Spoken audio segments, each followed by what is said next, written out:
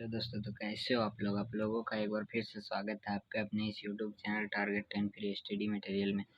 तो आज हम क्लास 10 वालों के लिए साइंस का सब्जेक्टिव महत्वपूर्ण प्रश्न लेकर के आए हैं, जो आपके फाइनल एग्ज़ाम के लिए बहुत ज़्यादा महत्वपूर्ण है। और हम यहाँ पर इसका आंसर भी लेकर के आए हैं।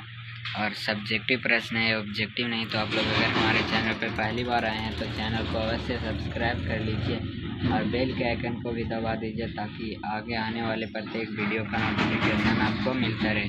तो चलिए आज के प्रश्न से हम इसे शुरू करते हैं। हमारा आज का पहला प्रश्न है, पारितंत्र में अपमार्जकों की क्या भूमिका है। यानी जो अपमार्जक हैं उसका पारितंत्र में क्या भूमिका है। तो चलिए इसका आंसर हम लोग देख लेते हैं। अपमार्जकों को प्राकृतिक सफाई एजेंट होते हैं। जो अपमार्जक होते हैं वो प्राकृतिक सफाई एजेंट होते हैं। ये जैव निम्नीकरण पदार्थों को सरल पदार्थों में तोड़ते हैं। जो जैव निम्नीकरण पदार्थ है, जैसे केला का छिलका हो गया, सब्जी का छिलका हो गया, जिसे वे लोग बदलते हैं किसमें, सरल पदार्थों में। इस प्रकार अपमार्जक वातावरण में संतुलन बनाने का कार्य करके पारितंत्र में एक महत्वपूर्ण भूमिका निभाते हैं। ये पारितंत्र में एक महत्वपूर्ण भूमिका निभाते हैं, जिससे हमारा पारितंत्र स्वच्छ रहता है। तो ये हमारा पहला प्रश्न है और ये आपके परीक्षा के लिए काफ़ी महत्वपूर्ण है। चलिए अगला प्रश्न को हम लोग देखते हैं। अगला प्रश्न है हमारा, भूमिगत जल के कोई दो लाभों का उल्लेख करें। यानी जो भूमि के अंदर जो जल है उसके कोई दो लाभ का उल्लेख करना है, यानी उसके कोई दो लाभ के बारे में बताना है यहाँ। तो हमारा प्रश्न है, भूमिगत जल के कोई दो लाभों का उल्लेख करें। तो आपको लिखना है, भूमिगत जल के कोई दो लाभ निम्नलिखित हैं, यानी नीचे हैं।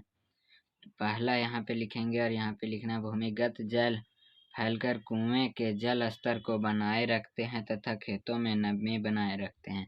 यानी जो भूमिगत जल है वही कुएं में रहते हैं और खेतों में नमी बनाए रखते हैं। दूसरा इसका है, भूमिगत जल मनुष्य तथा जानवरों द्वारा दूषित नहीं होते। यानी हम लोग जो मनुष्य हैं और जानवर है इसके द्वारा ये दूषित नहीं होता, क्योंकि हम जो कूड़ा कचरा या जो कुछ भी फेंकते हैं ये भूमि के अंदर नहीं जाता। तो इस तरह से लिख दीजिएगा, आपको पूरा नंबर मिल जाएगा। अगला प्रश्न, अवतल दर्पण तथा उत्तल दर्पण में अंतर लिखिए। यानी अवतल और उत्तल दर्पण में अंतर लिखना है। तो आप लिखिएगा, अवतल तथा उत्तल दर्पण में निम्नलिखित अंतर हैं। उसके बाद आपको लिखना है, एक साइड अवतल दर्पण और दूसरा साइड उत्तल दर्पण। उसके बाद अवतल दर्पण में नंबर 1 बना के लिखना है, प्रतिबिंब सीधा एवं उल्टा बनता है। यानी प्रतिबिंब इसमें जो होता है सीधा या उल्टा दोनों बनता है। और उत्तल दर्पण में प्रतिबिंब हमेशा सीधा बनता है। दूसरा नंबर में हमारा लिखना है, सीधा बनने वाले प्रतिबिंब आभासी। जो प्रतिबिंब इसमें सीधा बनता है वो आभासी होता है, तथा उल्टा बनने वाले प्रतिबिंब वास्तविक होते हैं।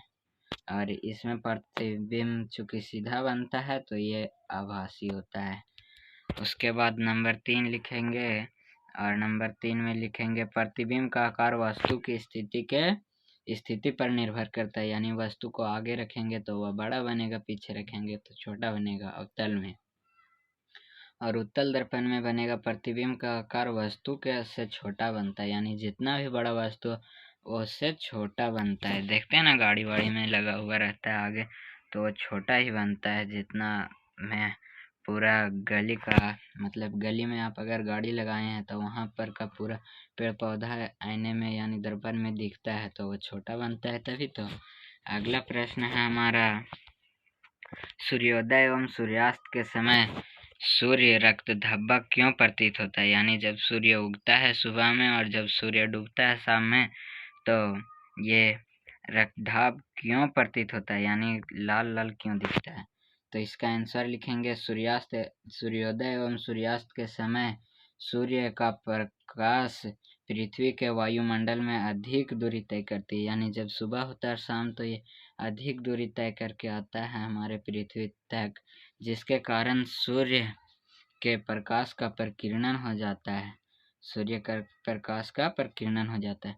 चूँकि लाल रंग का प्रकीर्णन बहुत कम होता है, यानी लाल रंग का प्रकीर्णन फैलाव बहुत कम होता है, तथा सबसे कम तरंगदैर्घ्य वाले नीले रंग का प्रकीर्णन अत्यधिक हो जाता है। और नीले रंग का जो परिकिरण है वो बहुत अधिक हो जाता है। इसी तरह से नीले के अलावा सूर्य 7 रंगों का मिश्रण है, जिसमें लाल को छुड़ाकर सभी का परिकिरण हो जाता है और लाल रंग हमारे आँखों तक पहुँचता है। अधिक तरंगदैर्घ्य वाले लाल रंग का परिकिरण बहुत कम होता है, जिससे आँख तक केवल लाल रंग पहुँचता है। अतः सूर्योदय एवं सूर्यास्त के समय जो सूर्य है वह रक्त धाव यानी लाल दिखता है। तो ये रहा आज का हमारा कुछ सब्जेक्टिव महत्वपूर्ण प्रश्न। और अगर आप अभी तक हमारे चैनल को सब्सक्राइब नहीं किए तो ज़रूर सब्सक्राइब कर लीजिए, ताकि आपको इसी प्रकार से आने वाले वीडियो का नोटिफिकेशन मिलता रहे। और अगर अभी तक आप हमारे व्हाट्सएप ग्रुप में नहीं जुड़े हैं तो प्लीज़ जुड़ जाइए।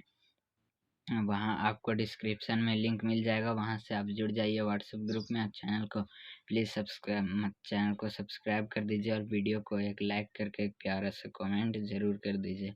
आपके एक सब्सक्राइब और एक कमेंट से हमें बहुत बड़ा मोटिवेशन मिलता है इसी प्रकार के वीडियो को लाने के लिए। तो अगर आप अभी तक हमारे चैनल को सब्सक्राइब नहीं किए हैं तो ज़रूर कर लीजिए। चलिए आज के लिए इतना ही, फिर मिलते हैं अगले सेट के साथ, फाइनल एग्जाम का सेट के साथ। तब तक के लिए जय हिंद, जय भारत।